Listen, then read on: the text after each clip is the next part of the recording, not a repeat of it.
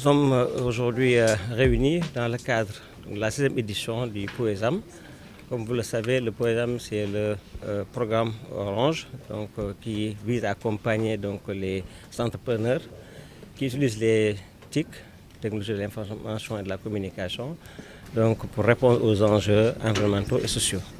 Nous sommes à la 6e édition, c'est un prix lancé depuis 2011 et qui concerne quand même le Sénégal, mais aussi la zone Oméya, avec 17 pays. Cette année quand même, nous avons reçu plus de 260 projets idées, soit quand même déjà une progression de plus de 35%, parce que l'année dernière, en 2025, nous avons reçu 145 projets. Donc cette année, 262 projets. Donc il a fallu effectivement trier pour pouvoir quand même choisir une dizaine de projets. J'avoue que ce n'était pas évident parce que nous avons quand même reçu des projets très intéressants, très innovants, qui vont effectivement impacter l'écosystème. Et au finish, effectivement, on a reçu aujourd'hui 10 projets. Et pour quand même pouvoir en choisir 3. 3 projets effectivement qui vont aussi représenter le Sénégal pour compétir au niveau de l'international. Cette année quand même, nous avons voulu focuser sur 3 aspects. Comme vous le savez aujourd'hui, l'IA, révolutionne le monde. Et c'est un des critères importants que nous avons intégrés. Le deuxième élément, c'est tout ce qui est Big Data. Parce qu'aujourd'hui, quand même, pour piloter l'activité, on a besoin de données. Et le troisième élément important, c'est la partie cybersécurité. Comme vous le savez, quand même, nos sociétés, nous recevons beaucoup de menaces et c'est important effectivement d'intégrer la partie cybersec à ce niveau-là. Mais ce qui est encore plus important pour ce projet, c'est vraiment l'impact. Sur le plan environnement et sur le plan social. Nous accordons effectivement une importance particulière effectivement, à ce volet impact économique et environnemental. Comme vous le savez, Orange et Sonatel, depuis des années, nous essayons d'accompagner l'écosystème numérique, accompagner aussi les jeunes, c'est important, et aussi pouvoir contribuer effectivement au développement de tout ce qui est nouvelle technologie de l'information et de la communication dans nos pays de présence. Raison pour laquelle on a ce prix-là, mais en dehors de ça, comme vous le savez aussi, Sonatel à travers la Startup Factory, a un programme très vaste d'accompagner aussi pour accompagner les startups. On a quand même à date plus de 70 startups que nous avons accompagnés avec nos 2 programmes, Startup Lab et Orange Fab, qui visent vraiment à accompagner les jeunes qui ont des idées. Et aujourd'hui, quand même, on a de très bons résultats. On a créé des champions qui effectivement évoluent dans le domaine de la technologie, dans le domaine de l'agriculture, dans le domaine du transport. Et nous continuons effectivement à renforcer ce partenariat. Concrètement, il y a 2 volets. Il y a d'abord la mise à disposition de ressources. Comme vous le savez, quand même, nous avons des experts dans plusieurs domaines. Dans le domaine de l'IT, dans le domaine du réseau, dans le domaine du marketing. L'idée vraiment c'est d'accompagner ces startups à pouvoir concrétiser l'idée parce qu'effectivement ils viennent avec une idée.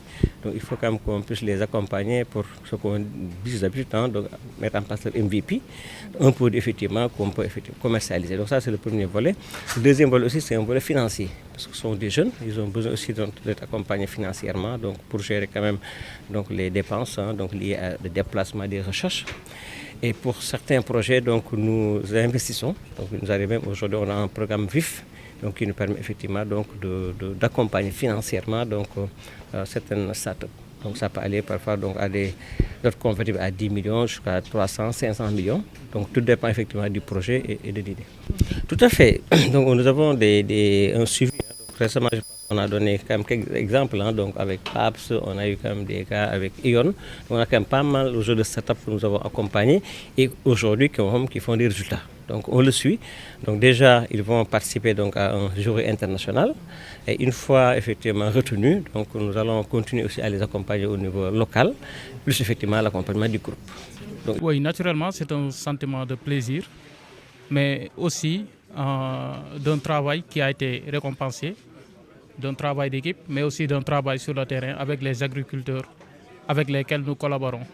Et d'un part aussi, ça nous pousse à mieux se déployer au terrain, parce que quand un jury valide un projet, c'est au-delà des montants ou bien au-delà des prix.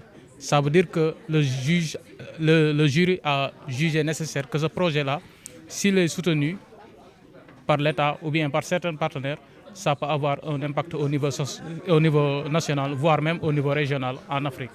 Donc c'est un sentiment de plaisir, mais aussi ça nous pousse aussi à donner le mieux de nous, à croire que notre solution peut être impactante au niveau national et que les agriculteurs aussi méritent d'avoir des innovations qui les parlent.